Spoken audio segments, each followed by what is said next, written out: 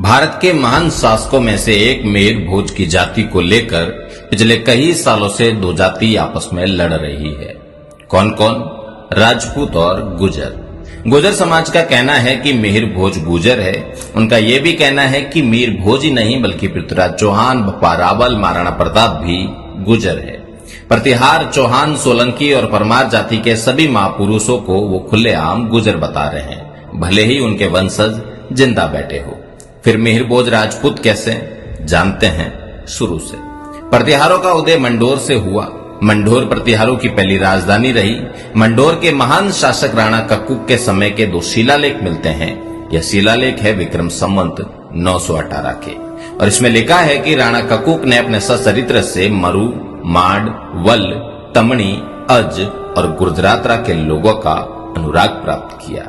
मरु का मतलब मरुधर, माड और वल का मतलब जैसलमेर, तमणी का मतलब फलोदी, गुर्जरात्रा का मतलब भीनमाल।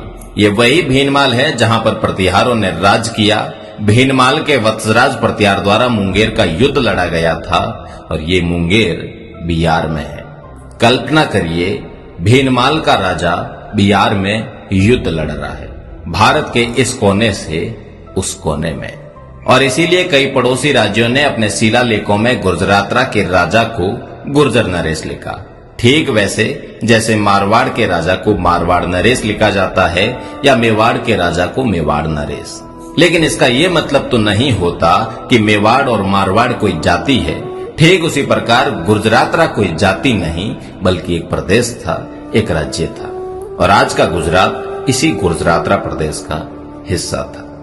राजस्थान के इतिहास के विद्वान डॉक्टर गौरी शंकर हीराचंद ओझा ने अपनी पुस्तक राजपूताना के इतिहास में लिखा है कि कई विद्वानों ने प्रतिहार, चावड़ा, परमार, चौहान, तंवर, सोलंकी आदि राजपूतों को गुर्जर बताने के लिए कई बड़े बड़े लेख लिख डाले, लेकिन अपनी मनमानी कल्पना की घुड़दौड़ में किसी ने इन बातों का तनिक भी विचार नहीं किया कि प्राचीन शिलालेख इन वंशों के बारे में क्या लिखते हैं, दूसरे समकालीन राजवंश उस विषय में क्या मानते हैं। और ऐसे प्रमाण रहित काल्पनिक कथन जब तक सप्रमाण ये न बता सके कि अमुक राजपूत जाति अमुक समय अमुक गुर्जर वंश से निकली, तब तक ये स्वीकार नहीं किए जाएंगे।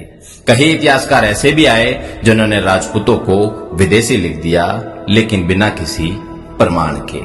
रही बात मिहिर भोज की, तो उनकी ग्वालियर प्रशस्ति में कहीं भी गुर्जर शब्द का उल्लेख नहीं। ये जरूर लिखा है कि वो सूर्यवंशी क्षत्रिय है और राम के अनुज लक्ष्मण के वंशज है। यही पंक्ति मंडोर के घंटियाला शिलालेख के अंदर भी लिखी हुई है।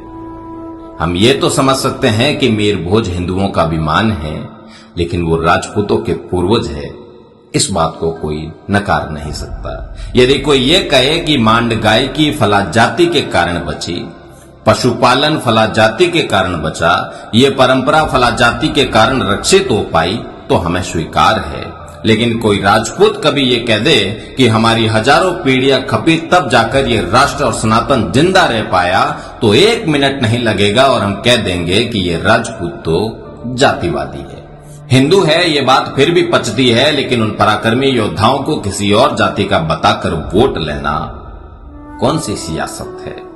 राजपूत है, उन्हें राजपूत कहने में मौत क्यों आती है? आप राजपूत कहेंगे तो राजपूत गैर हिंदू नहीं हो जाएंगे जिनके वंशज जिंदा बैठे हैं, और ये निर्लज सियासत है कि धड़ाधड़ उन महापुरुषों को दूसरी जाति का घोषित कर रही है।